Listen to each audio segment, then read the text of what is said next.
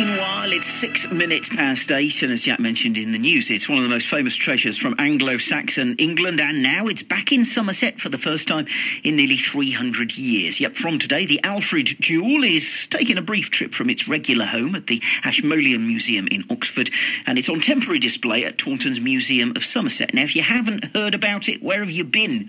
Emma Britton was very excited when she got to hold a replica quite recently, but it's basically, here's the backstory, it dates back to the 9th century. It was found near North Petherton Church in 1693, left Somerset in 1718, and it's never been back until now. Well, BBC Somerset's Jack Murley went to watch its homecoming alongside Stephen Minnett, the head of museums at the South West Heritage Trust, about what it was like to have it back. A great sense of relief, actually. I mean, it's been a long time in the making, so to speak. The original request was made to the Ashmolean, I guess, about a year or so ago, and there have been lots of negotiations and things that have to be done along the way. It's all been very smooth.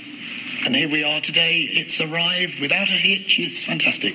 It's not the type of thing you can just ask and they can say, absolutely, we'll pop it in the post, expect a signed, recorded delivery in a couple of days. It must be logistically incredibly challenging to get it in and safely, because it is invaluable. Yeah, it is. And, without question, it's one of the star objects in the Ashmolean Museum. And, it's an object that people from all over the world will go with the intention of seeing. So it is a major event as far as we're concerned, and a great honour, in fact, that the Ashmolean were willing to lend it to us. And thank goodness they were. So, look, Dr. Levi Roach is a lecturer in medieval history at Exeter University, and he was yesterday, had a private viewing of the jewel. He's on the line now. Morning to you, Levi. Good morning. So, first question I've got to ask you is, how big is it? It's actually very small, but extraordinarily worked. It's really like a rather large pendant, say, to a necklace or something like that in terms of size. So kind of fitting easily in the palm of your hand. Not that I imagine you were allowed to touch it. No. It would have been wonderful, but no. And remind us why it's so special. Well, the thing that's so special about it, beyond the quality of work of it, which is absolutely extraordinary, and it's full gold and very impressive, but the truly impressive thing is that we can date it very specifically, and we have every reason to believe it was ordered to be made by Alfred the Great himself, so we can actually associate it directly with one of the most famous Anglo-Saxon kings of England. And is it because of the inscription on it that we know that it was ordered by him, do we think? Yes, that's the key thing.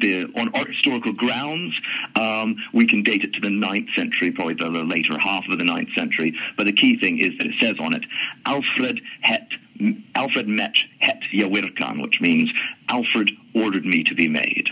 Amazing, isn't it? And when he did order it to be made, do we know why? What was its use? Well, we have a good guess. We can almost never be 100% certain with these things, but there's very good reasons to believe that it was designed as this thing called an astol, because in his preface to the Pastoral Care, a work he had translated into Old English so everyone could understand it, he says that I'm sending this book out to all of the bishoprics in my kingdom, and with every book there will be an astol. And we've been wondering for some time what an astol might be. But our best guess is something like this, because it's about the right size, and there would have been something sticking out of the bottom of it, and our guess is that this would be a pointer for reading. Okay, so that's interesting. We're learning a lot this morning, aren't we? And we're going to learn more, because you're going to do a talk, aren't you, about the Alfred jewel and its homecoming? I believe that's going to be given by Simon Keynes, who you had on earlier, who's my old supervisor. But yes, there'll be a wonderful talk, I think, on the 11th of February at the museum. Oh, fantastic. And as far as the jewel goes, we know that it's left Somerset in 1718. Where did it go, and how did it end up in the Ashmolean in Oxford? Well, the jewel itself was donated to the Ashmolean. Obviously, this is an era in which there was not a wonderful museum in Taunton and the like. So this was one of the few places, one of the few institutions where you could reliably donate these things. So Oxford's had it for quite some time now, but has very kindly lent it back to its old county. Quite right too. So when we can see it from today, and when we go and have a look at it, you having had your exclusive sneak preview, what are the things we should be looking out for? What are the details that at first glance you might miss?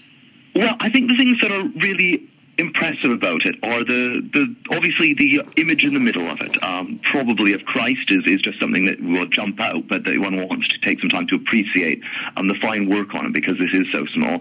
But specifically, I would encourage people to look around the edges where it has that writing in the original Old English, and where you can see that sort of, as it were, Alfred the Great inscribing his name and authority onto this object.